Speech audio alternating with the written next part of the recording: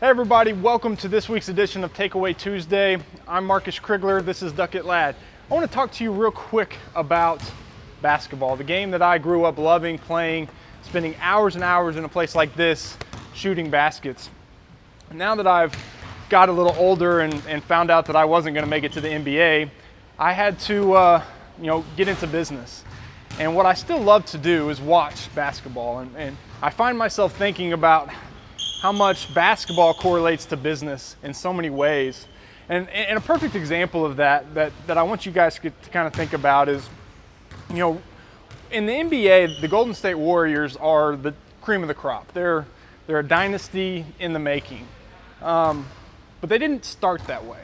They started as basically three guys that got drafted all around the same time that wanted to do something a little different. They play fast, they shoot a lot of threes, and quite honestly, they started out losing, and they weren't great.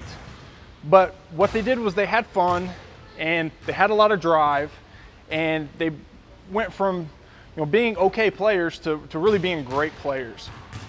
And what that translated to was a culture, and it was a complete culture shift of that organization when they got there. And it was from everybody to the ownership, to the GM, to the coach, and on down. And that culture shift has attracted some of the best players in the world to come to that team and sacrifice in order to be around that. They have built a culture of having fun and winning and doing things the right way. So people like Kevin Durant, which is, one of the top 2 or 3 best players in the world, chooses to sacrifice and go play alongside these guys. You got DeMarcus Cousins just recently, one of the top centers in the world. He comes and he starts to play with these guys. And the question is why? And what it comes down to is people want to be a part of that culture. They're not the Los Angeles Lakers. They didn't try to be the Los Angeles Lakers, which are really the big brother to them in California.